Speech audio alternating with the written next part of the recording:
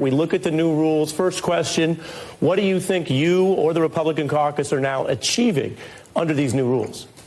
These new rules will last long past my time in Congress or Kevin McCarthy's as Speaker, and they democratize the process so that individual members can offer amendments, can target spending for reductions. It was even Alexandria Ocasio-Cortez that went on Alex Wagner's program during this balloting and said that a lot of the things that we were fighting for as conservative populists were supported by populists on the left because it didn't concentrate so much power in the hands of the Speaker and the leadership. I think that'll vindicate the service of all 435 members. Let's take a look at some of the rules, as you mentioned. A single member instead of a larger group can force a kind of no confidence vote, longer time to read the bills, others up on the screen. Thus far, do you feel that McCarthy is following all of this, and do you expect there to be a potential no confidence vote in his tenure, or that's probably off the table now?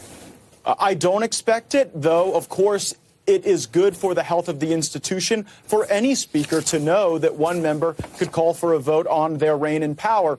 I'm particularly pleased that Kevin McCarthy has been meeting his commitments on policy, on procedure, and on personnel. We've got a number of great conservatives now on the Rules Committee and on the Appropriations Committee that wouldn't have had that opportunity but for this temporary clash at the beginning of the year. I think we're a stronger team now going forward, and I think we've given Kevin McCarthy every reason to be the very best version of himself.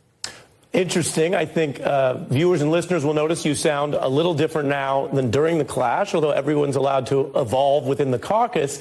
Kevin evolved. Well, Kevin, right? I mean, Kevin I'm allowed to evolve. change my opinion when he changes. Sure. Let me read you what he evolved, and his allies say that it wasn't even you at the end pushing. And I want to give you a chance to respond to that. Take Congressman McHenry, who said that basically by the end, you were not requesting or receiving items beyond what McCarthy handed over. And we have this quote, I think, that you were showing you could just halt things, quote, for no reason. Was there anything specific you were asking for in that dramatic end period that we all witnessed?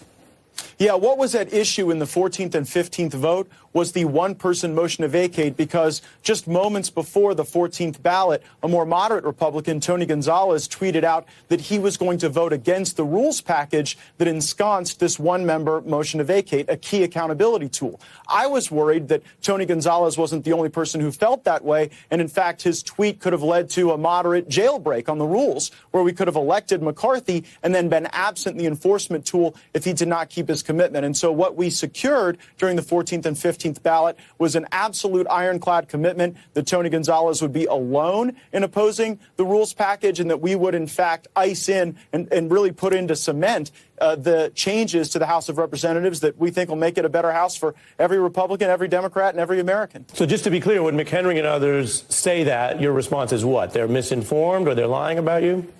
Well, just go look at Twitter. Tony Gonzalez said he wasn't going to vote for the rules, and so I required those assurances. If you ask Patrick McHenry what was being discussed in those tense moments you just showed, I was pointing over at where Tony Gonzalez sat to say, hey, McCarthy, you got to let me know that he's alone here and that there aren't 5, 10, 15 moderates who are going to scuttle this beautiful deal that we've put together. McCarthy gave me that assurance, and now I think we're a very strong team looking forward to the legislative work ahead. Interesting. So we'll show the footage. Make sure we understand that we're talking about the same thing, because it was that floor footage that we saw. I think this is you guys talking there. So that was the entirety of your exchange, was about what you just told us?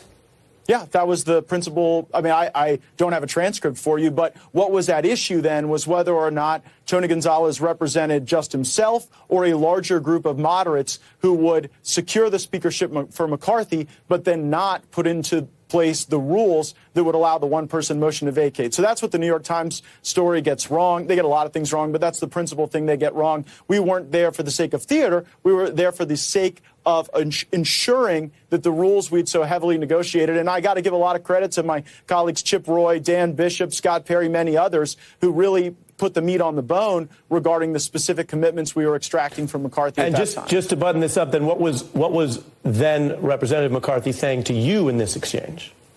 He was assuring me breathlessly that the rules would pass.